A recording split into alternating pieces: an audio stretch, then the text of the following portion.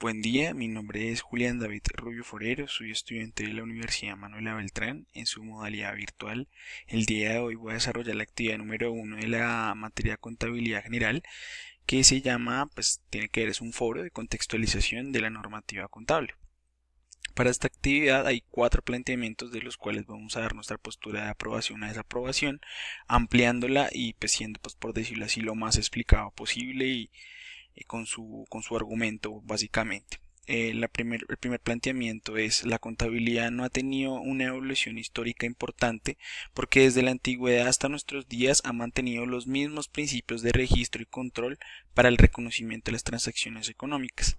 Para este caso no estoy de acuerdo, mi postura es de desaprobación, ya que como lo vemos en estas tres imágenes, que es básicamente desde lo más antiguo hasta lo más nuevo, en el caso como tal del registro de transacciones, sí ha habido un avance y de por sí en la contabilidad siempre se ha caracterizado, pues, para mí, como una ciencia que está en permanente evolución, que requiere bastante evolución. Entonces, como lo vemos aquí, desde el año 5000 antes de Cristo, los sumerios empezaron a registrar todas las transacciones de forma organizada en este tipo de tablas y demás. Ya, por decirlo así, en nuestros días o un poco más avanzado entre el siglo XVIII y siglo XIX, obviamente en el siglo XXI, encontramos el estándar, por decirlo así, del registro en libros, en partidas simples, en partidas dobles, en el caso de Luca Pacioli, que fue el desarrollo que él hizo con respecto a la estandarización del deber y el haber, y cómo el control que eso se puede, por decirlo así, implementar es como la base de los estados financieros. Y si, por decirlo así, hay una evolución pertinente y se puede aplicar de la mejor manera en la contabilidad, pues obviamente las empresas van a tomar las mejores decisiones basándose en estos estados financieros que, gracias a esta evolución que ha tenido, ya se pueden hacer, como les digo, registros desde manuales mecánicos en computadora. Entonces sí hay una evolución, y podemos, por decirlo así, contradecir lo que dice el planteamiento número uno. El planteamiento número 2 dice: la contabilidad se divide o clasifica en monetaria y no monetaria. Dentro de la monetaria se puede identificar el campo de acción más importante, puesto que se enfoca en dos aristas, la microcontabilidad y macrocontabilidad. Cada una se orienta en explicar los hechos económicos vistos desde la parte individual, empresas o personas, y la parte global, todos los agentes de la economía. También puede verse clasificada según el origen de los fondos en contabilidad privada y contabilidad pública. Además, según su funcionalidad o utilidad en la generación de información, contabilidad financiera y contabilidad de gestión. Para este planteamiento estoy de acuerdo con una pequeña modificación. Para mí, el caso, por decirlo así, de la contabilidad monetaria o no monetaria, ya lo llevo más que todo al tema de las partidas monetarias y partidas no monetarias, que es algo más específico en el campo de la contabilidad y que no lo, por decirlo así, no lo entrometería en la división o clasificación de la misma. Yo lo arrancaría la clasificación entre macrocontabilidad y microcontabilidad. La macrocontabilidad, ya llevándolo a ámbitos un poco más grandes, básicamente como lo dice la palabra, llevándolo al lado de la redundancia, y es llevándolo a los procesos económicos más enfocados a la parte macro, la parte de país. En el caso de la microcontabilidad ya está más enfocado en entes, en empresas, en divisiones. Y como lo podemos ver en contabilidad, en el caso de la contabilidad general, está enfocado en todos los principios generales que tiene que ver, que estaba diciendo con respecto a la contabilidad general, que es en cuanto a los principios generales enfocados en cualquier clase de entidad.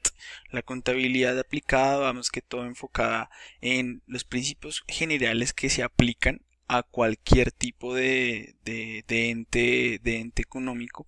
Estrictamente lo podemos dar en diferentes razones. La razón por sujeto, que es en el caso de individual, que ya lo lleva a una persona física.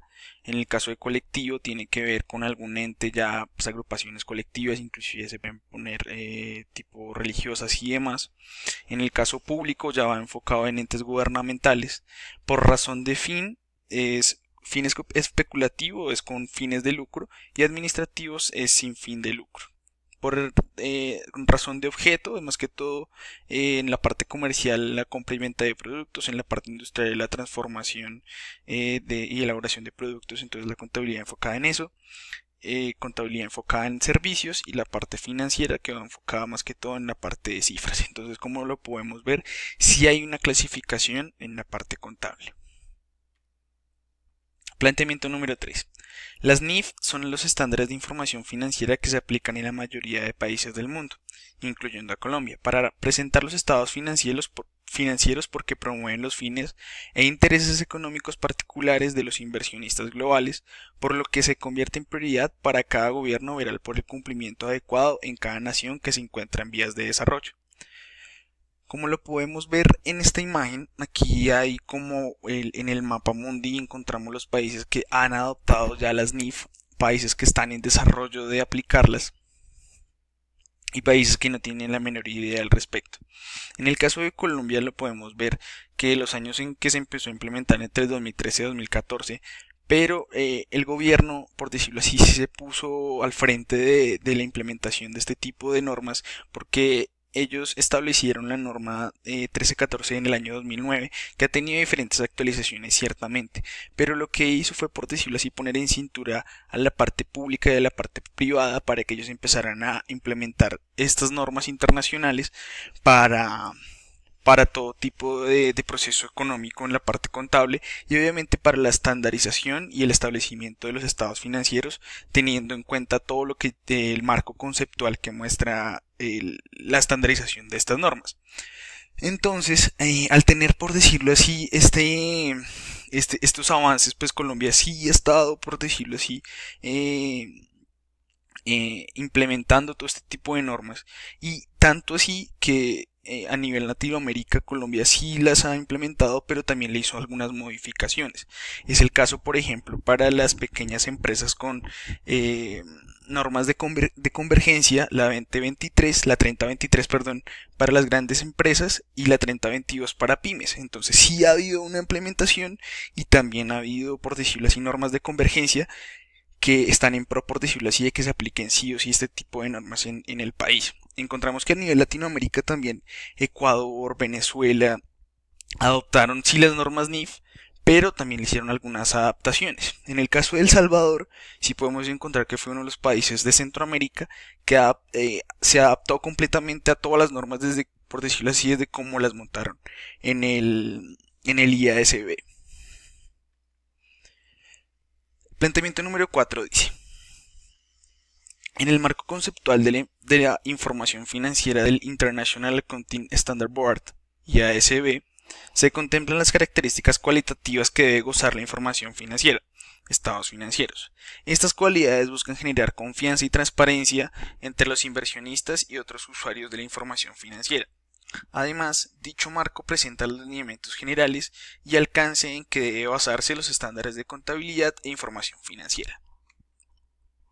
En cuanto a este planteamiento, también estoy de acuerdo porque, pues, como pudimos ver o como yo lo pude encontrar en el marco conceptual para la información financiera implementado por el IASB, ciertamente sí hay algunos lineamientos que se rige por decirlo así este ente para que los estados financieros queden de la mejor manera y también preste un tema de transparencia para las empresas. Ellos no solo, pues por decirlo así, incluyen todo lo que tiene que ver con el tema de estados financieros, obviamente el establecimiento de las NIF, sino que también están en búsqueda de la actualización de diferentes normas.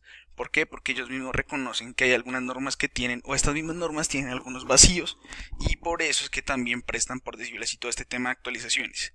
Inclusive todo comenzó con el Comité de Normas Contables Internacionales, que fue el anterior del IASB, y ellos arrancaron desde 1989 en el planteamiento de todo este tipo de normas. Han habido diferentes actualizaciones y como lo podemos ver en las imágenes, este es un proyecto de norma en el 2015 que fue el último marco conceptual para la información financiera que lanzó el IASB. Entonces podemos ver que este ente está en permanente actualización y que es algo que sí o sí necesita la contabilidad para estar en permanente innovación en lo que tiene que ver con todo este tipo de normas. Aquí encontramos la bibliografía de temas y de imágenes. Agradezco muchísimo su atención, que tengan un excelente día.